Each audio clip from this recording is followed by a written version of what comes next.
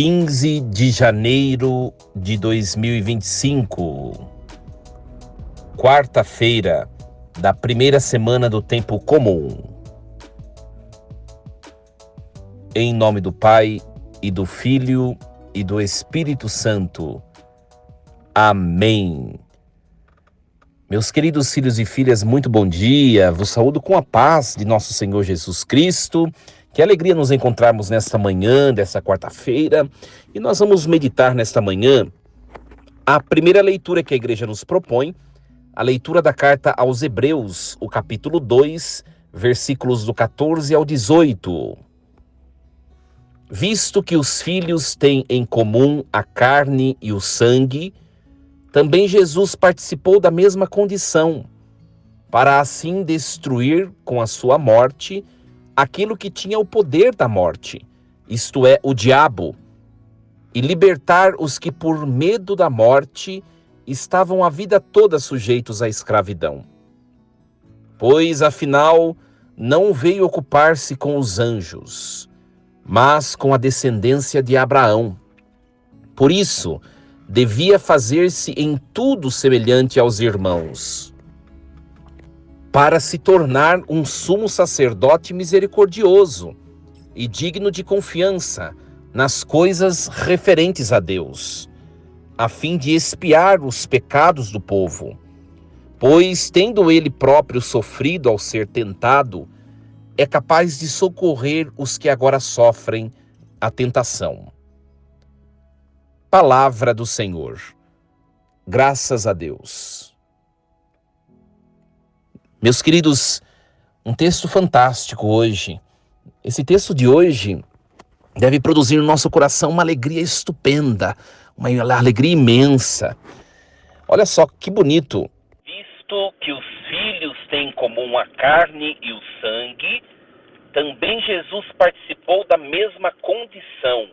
Queridos, aqui o autor da carta aos Hebreus, ele traz aquilo que na teologia depois nós vamos chamar de solidariedade divina.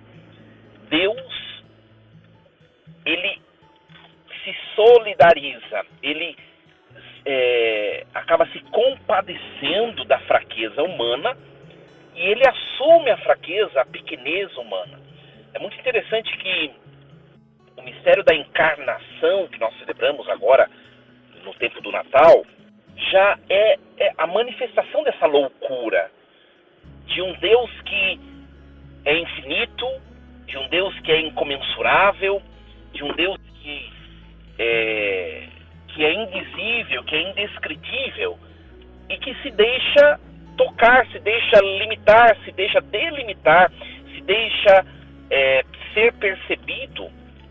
É muito bonito nós vemos isso em Deus, né? Então o mistério da encarnação já é uma loucura diante do que é verdadeiramente Deus, no seu ser, na sua natureza. Mas Deus não se contentou com o mistério da encarnação. O mistério da Páscoa, a paixão, morte e ressurreição, ou seja, a humilhação do Filho de Deus, é o extremo, né?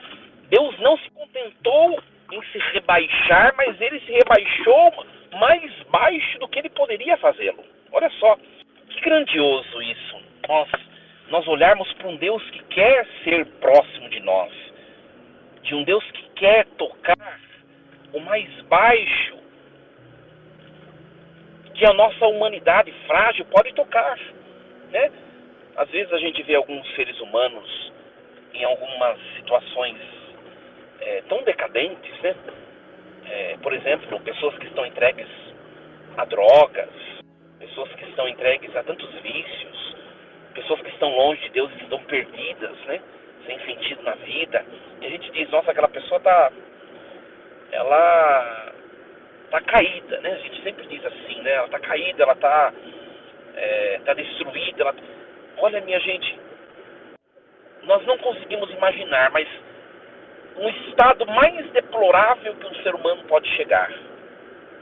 Deus, ele permitiu seu filho tocar essa situação. Olha que bonito isso. Parece um pouco um pouco assim, a gente fica sem jeito de dizer isso. Mas Deus se fez pequeno para Por quê, né? Para quê? Para poder nos erguer, para poder nos elevar.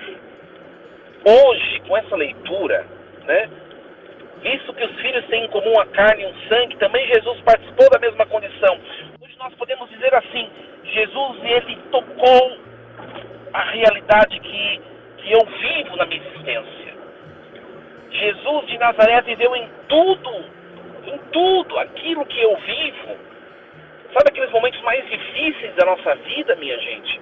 Quando nós perdemos pessoas, quando nós padecemos enfermidades, quando nós padecemos frustrações com situações da vida, ou até mesmo com pessoas, o Filho de Deus tocou essa mesma experiência, viveu essa mesma experiência.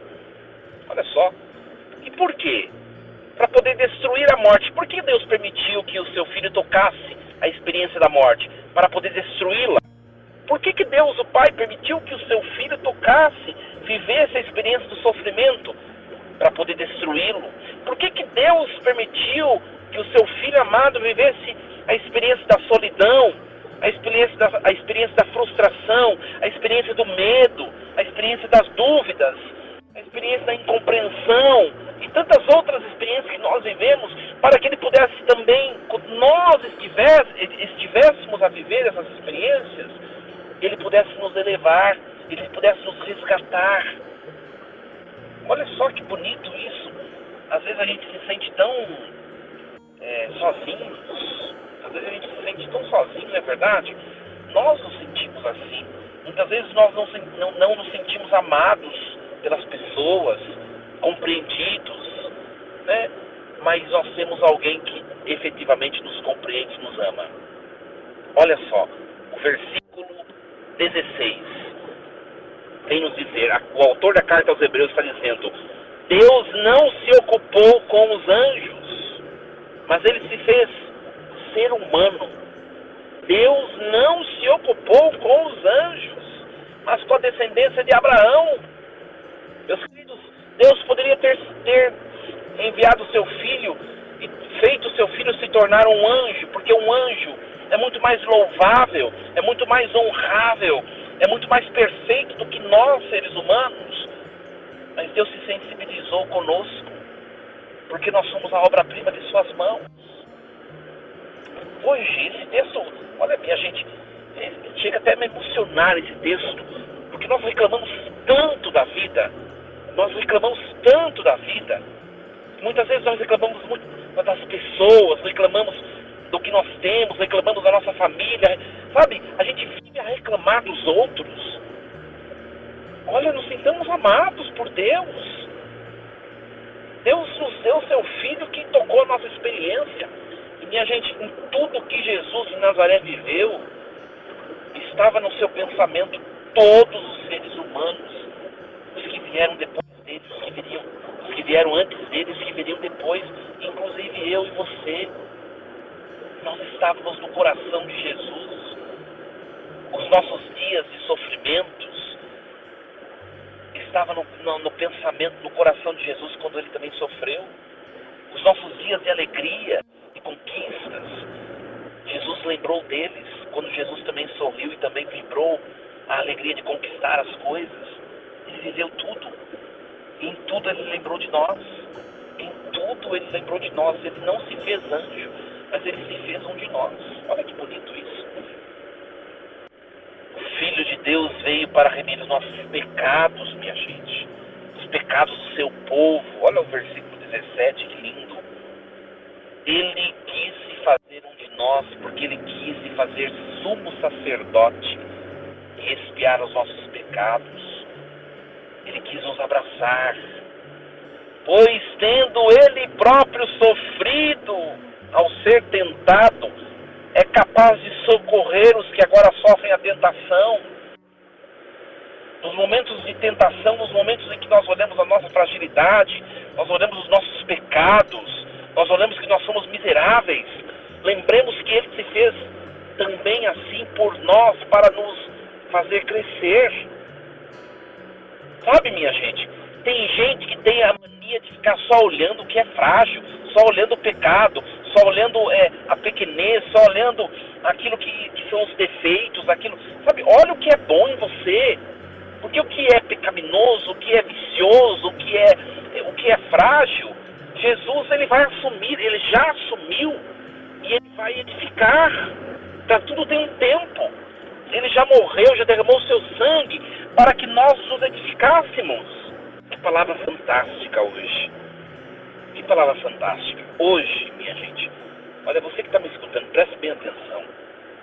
Eu e você, nós precisamos hoje, após ouvir essa reflexão, né, nos sentir muito amados por Deus. Pare de ficar procurando pelo em ovo. Pare de ficar procurando somente os defeitos em tudo que você tem, em tudo que você faz. Pare de ficar complicando a sua própria existência, a sua própria vida. Jesus, ele te ama. Ele se fez igual a mim e a você para se tornar sumo sacerdote e elevar a nossa miséria. Sabe, nós precisamos desejar ir além, ir adiante, minha gente. A gente fica só no lamento, a gente fica centrado, às vezes, em coisas passadas. Sabe, tem gente que vive de passado e a vida vai se passando, o tempo vai passando. Quantas oportunidades nós perdemos de viver a alegria que vem de Deus? Quantas oportunidades nós perdemos de viver a comunhão, a unidade, o amor com o próximo? Quantas oportunidades nós perdemos de valorizar o que nós temos, o que nós somos, de encontrar em nós tantos favores de Deus? Olha para você, por mais debilitado que você seja, por um motivo ou por outro, né? Porque eu tenho certeza que também tem muita gente que me escuta, que pela vicissitude da vida acontecer alguma coisa ou outra, a pessoa se encontra num estado de fragilidade. Por pior que nós estejamos, nós temos algo a agradecer a Deus, minha gente. Nós temos. Deus nos ama, Ele é fantástico. Agradeçamos ao Pai. Obrigado, Pai, porque vós nos destes o vosso Filho, que veio nos abraçar, nos perdoar, ser condescendente conosco. Que a palavra de hoje, efetivamente, meus queridos, provoque em nosso coração muita alegria, muita alegria. Deus poderia se ocupar com muitas coisas, com muitos seres que Ele mesmo criou, mas Ele o tempo todo se ocupa em olhar para nós, porque Ele fez o seu Filho tornar-se um de nós. É muito belo isso. Deus abençoe vocês, desejo a vocês uma quarta-feira cheia de Deus, com muito amor, com muita alegria, com muita paz. Força e coragem, em nome do Pai, e do Filho, e do Espírito Santo. Amém. E lembremos-nos sempre, Deus está no comando de tudo.